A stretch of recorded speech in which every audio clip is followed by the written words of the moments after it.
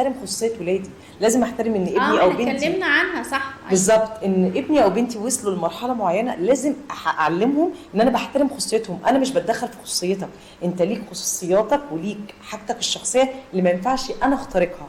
بس هو عشان العلاقه بينا سويه والعلاقه حلوه هو هيرجع لي وهيقول لي على كل حاجه، والبنت هتقرب مني وترجع لي. بس دايما بيجي في مرحله سنيه معينه، مرحله المراهقه عند الولاد وعند البنات، لا دي اوضتي، دي حاجتي، دي بتاعتي، من فضلك من انت داخل تخبط على الباب. على فكره انا شايفه ان كل دي حاجات سويه في التربيه، انه لازم نحترم بعض ونحترم خصوصيات بعض. ده طبيعي، ده ما طبيعي. كانش الاب والام يدوا لاولادهم المساحه دي، هم نفسهم مش هيقدروا يتعودوا ان هم بره البيت بعد كده بيحترموا حدودهم، وانه عارفين ان ده حقهم ان هم لا وهيرجعوا نقطه تانية، انه انا لما اجي افتح الباب على بنتي وادخل مره واحده، طب معلش ما هي البنت هتقررها معايا، فلما تيجي تفتح الباب عليا واقول لها طب انت مش المفروض تخبطي، ممكن ترد عليا عادي تقولي طب ما انت ما بتخبطيش وانت داخله، طب انا هرد اعمل ايه؟ هزعق وانا الام وانا الكبيره؟ طيب احنا هنا اصلا بنتكلم عن الام وابنها، فاحنا برضو اللقطه دي محتاجه ما بين الام وابنها ان هم يشتغلوا طبعا. ما هي لو انت دخلتي في الموضوع، احنا بنتكلم حاليا حلقه الاب وبنته، فاحنا دخلنا موضوعات مختلفه